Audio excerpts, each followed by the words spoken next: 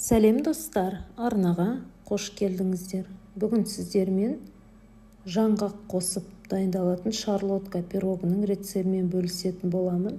Ол үшін 3 жұмыртқаға 200 грамм қантты салып, миксермен аппақ болып көпіргенше жақсылап миксерлеп аламыз.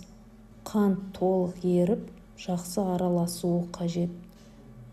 Одан соң 100 мл сүтті құямыз. Сүт бөлме температурасында болуы қажет. Және 200 грамм ерітілген сары майды қосып, тағы да жақсылап араластырамыз. Енді 300 грамм ұнға 1 шай қасық қамыр қопсытқышты салып, ыдыстың ішінде араластырып аламыз да, одан соң 2 рет бөліп салып, миксермен тағы да жақсылап араластырамыз.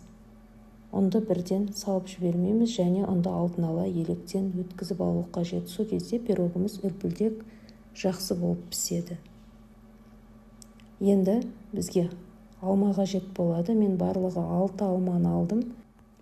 2 алманы жұқалап 4 бұрыштап турап қамырға саламыз.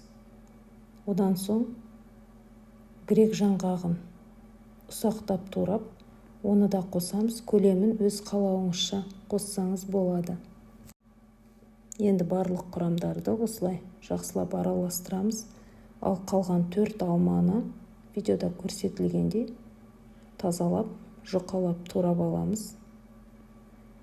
Ыдысымызға пирогты салып шығамыз да, жұқалап туралған қалған алмамен бетін осылай видеода көрсетілгендей әсемдеп шығамыз.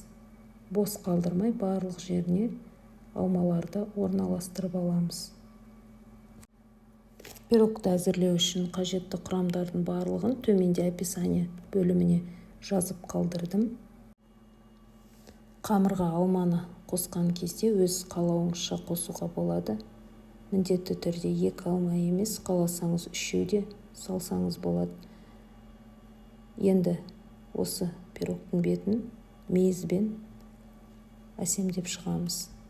Мейізді де өз қалауларыңызша қоссаңыз болады.